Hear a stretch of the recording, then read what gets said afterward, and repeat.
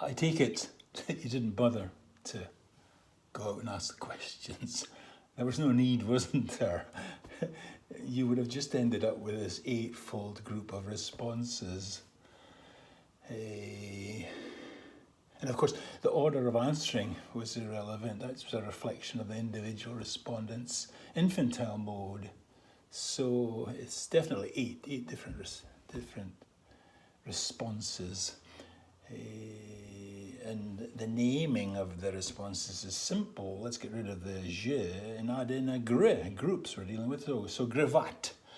And then it's us's, a group of us's, us. So get rid of the moi, atmos and gravatmus.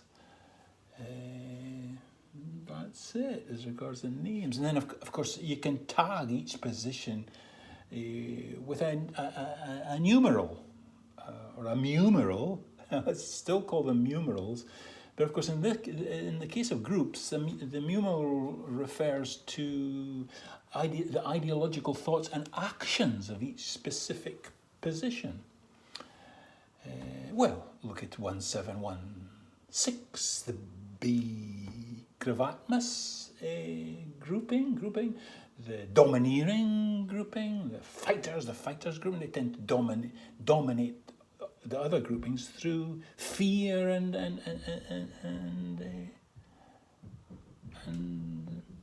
well, historically through fear, the sword, the musket, the gun, the B-52 bombers. That's the way of the, well, I take it to call them militocrats, the militocrat grouping. And then there's this other grouping, the degravat grouping, the unfavoring, belittling belittling or domineering grouping. They tend to domineer others through the book, the Abrahamic book, one of the Abrahamic books, the Torah, the Bible, or the Quran, just like the Confucian Analects or the Hindu Upanishads. They control others through the book. And then this group, I call them the criticocrats, the belittling criticocrats. They dominate others through critique of the ideologies of the other groupings. And of course, the aristocrats, the 1% aristocrats, who consider they are naturally equipped to be the dominant alpha group within any grouping. The 1% aristocrats. And then there's the minor 1313 bureaucrats, the ones that just do the bidding of the major ones, and they make sure that their edicts and executive orders are put into effect. And that leaves the lower four minor groupings, which includes the bureaucrats. They are the workers. They produce the goods. These guys just appropriate the goods and consume the goods. And that's basically, historically, that's basically been the way of all groupings of beings like ourselves, like us. But of course, all these groupings are linguistically constructed. Speech is heavily involved in the construction of these groupings and the maintenance of these groupings. So, how old's speech? How long has it been in the go? Well, our modern day geneticist brothers, they consider that there's been a gene for speech that we each have lodged in the short arm of our 7th chromosome. Gene for speech.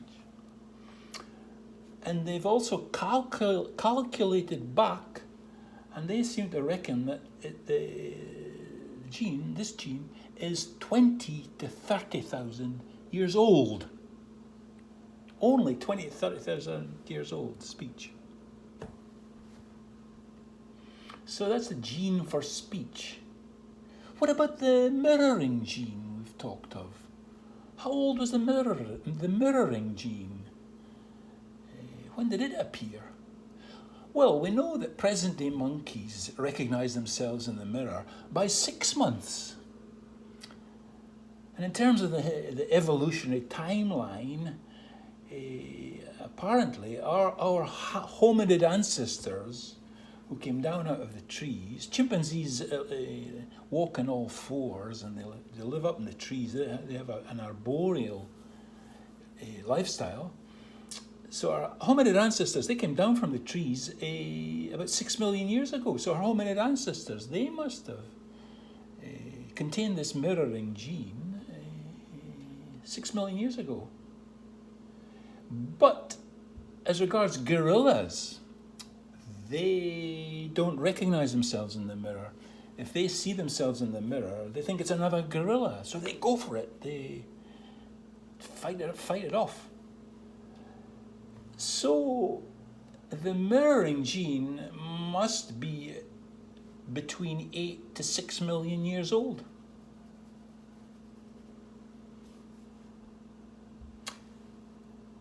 And so if we look at the social behavior of present-day chimpanzees, Jane Goodall's done all the work.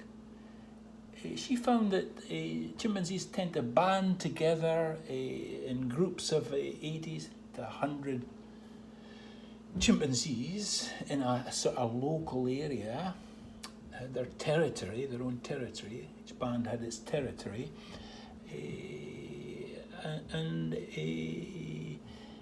But within the groups, you got smaller groupings, 5, 6, 7, sometimes up to 50 in this small grouping, independent of the others. And they tended to arise when the availability of food had increased. So they grouped together, found a local patch of food. It tends to be fruits. They were fungiferous existence. They consumed that batch of fruit, and then the group dissolved, and they found another patch into a different group, consumed the food, and that was it. So the temporary groupings, fusion of groups within the big band.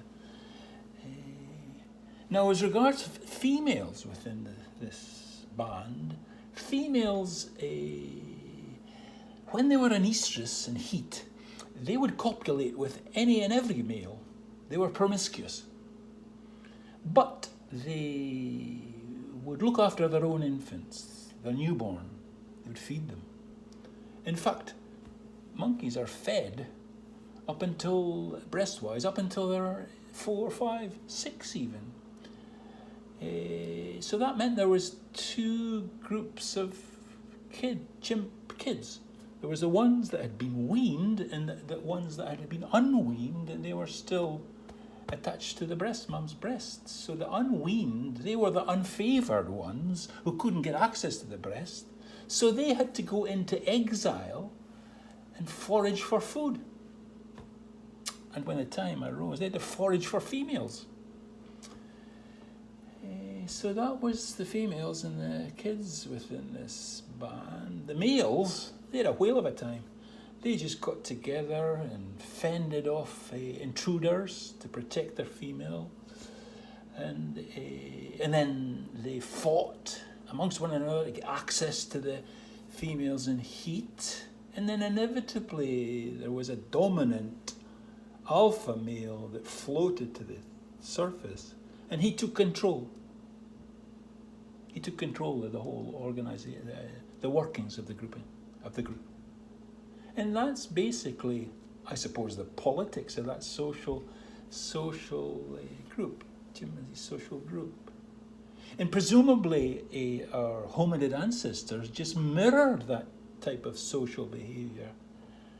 Remember, they just come down out of the trees, stood up vertically, and went walkabout.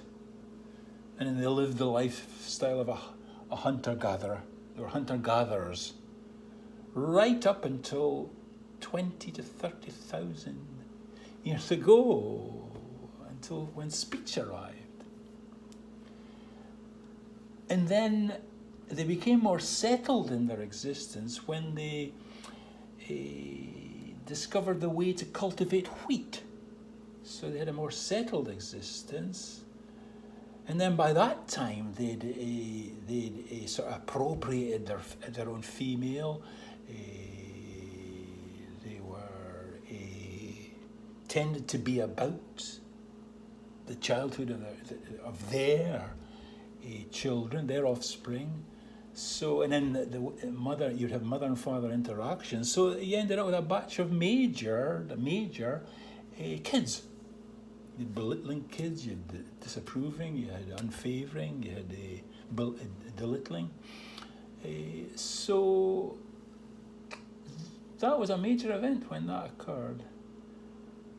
And of course, these majored kids, once they left the family, they tended all to group together, or rather, the B. gravatmus type individuals, they grouped together. The D. gravatmus, they tended to group together, and so on. They tended. But what was driving this grouping was their individual complement of dempathetic mirroring cells.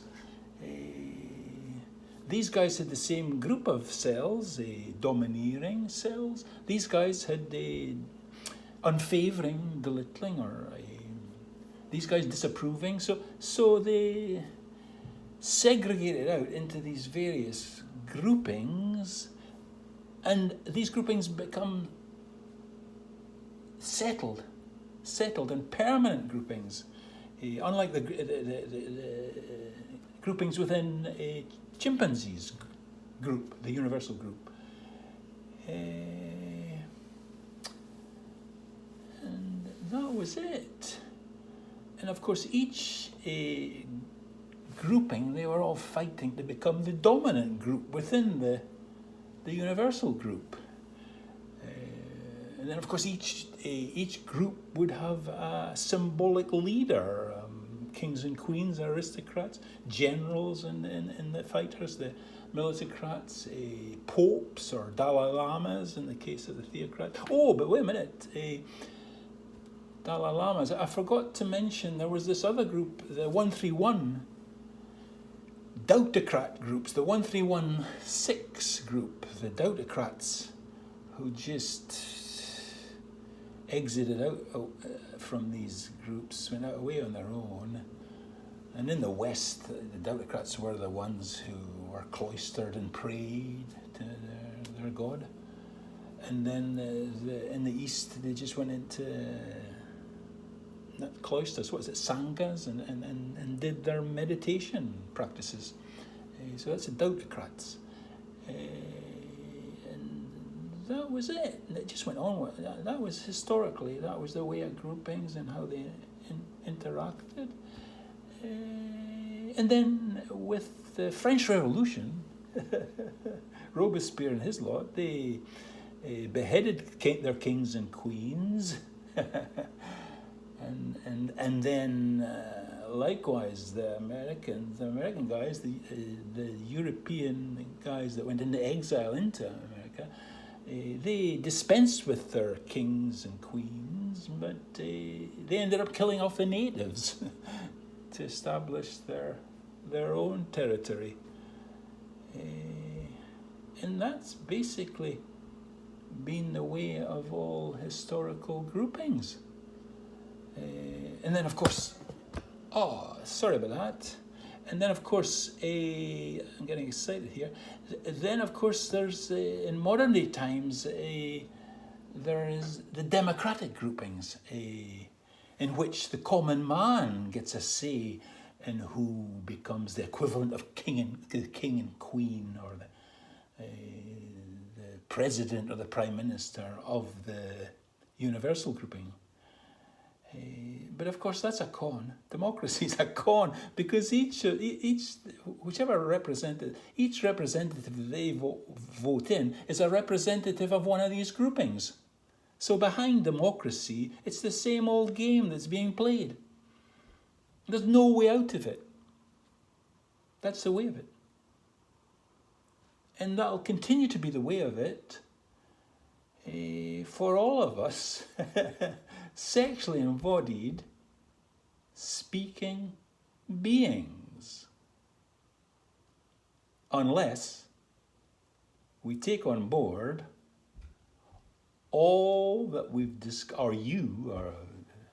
have discovered here about the workings of individual speaking bodies.